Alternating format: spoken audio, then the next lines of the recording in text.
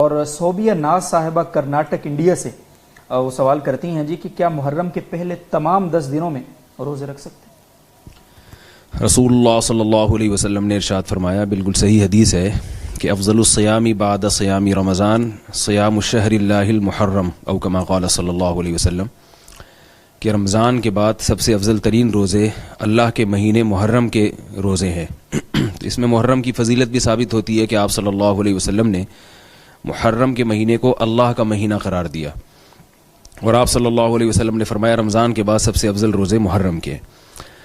تو اس سے پتہ چلتا ہے کہ محرم میں روزوں کی اضافی فضیلت ہے۔ آپ صلی اللہ علیہ وسلم کا جو معمول تھا وہ تھا رمضان کے بعد سب سے زیادہ روزے آپ شعبان میں رکھا کرتے تھے۔ تو عملی فضیلت جو ہے، عملی فضیلت یعنی آپ صلی اللہ علیہ وسلم نے عمل سے جو فضیلت بتائی ہے وہ شعبان کی ہے، لیکن جو قول سے جس کو ترجیح دی ہے، جس مہینے کے روزوں کو زیادہ ترجیح دی ہے، وہ محرم کے روزے۔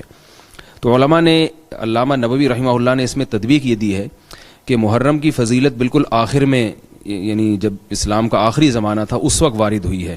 جیسے کہ آپ صلی اللہ علیہ وسلم نے عاشورہ کے روزے کے بارے میں فرمایا کہ میں اگر اگلے سال زندہ رہا تو میں 2 روزے رکھوں گا، لیکن آپ صلی اللہ علیہ وسلم زندہ نہیں رہے، لیکن 2 روزے رکھنا سنت ہو گیا۔ تو علامہ نبوی فرماتے ہیں اگر آپ صلی اللہ علیہ وسلم مزید زندہ رہتے تو آپ صلی اللہ علیہ وسلم پھر رمضان کے بعد سب سے زیادہ روزے محرم میں رکھتے۔ اس حدیث سے ہمیں یہ ایک اشارہ ملتا ہے۔ تو اس لیے محرم کے روزوں کی الگ سے فضیلت ہے، اور عاشورہ کے روزے کی تو بہت زیادہ فضیلت ہے۔ آپ صلی اللہ علیہ وسلم نے فرمایا پچھلے 1 سال کے روزوں کا کفارہ بھی ہے، اور اس کی جو فضیلت ہے علماء سے آپ سنتے ہیں۔ لیکن یہ جو ابتدائی 10 دن ہے محرم کے، ان کی الگ سے کوئی فضیلت نہیں ہے۔ پورے محرم کے مہینے میں جب چاہے روزے رکھ لیں، شروع کے 10 دن رکھ لیں، درمیان کے 10 دن رکھ لیں، آخر کے 10 دن رکھ لیں۔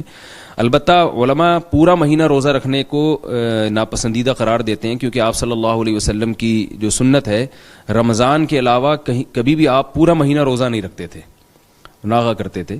تو افضل یہ ہے کہ محرم میں زیادہ سے زیادہ روزے رکھے جائیں، مگر کوئی دن متعین نہیں ہے، جب آپ کو آسانی ہو آپ رکھیں۔ جی بہت شکریہ مصعب۔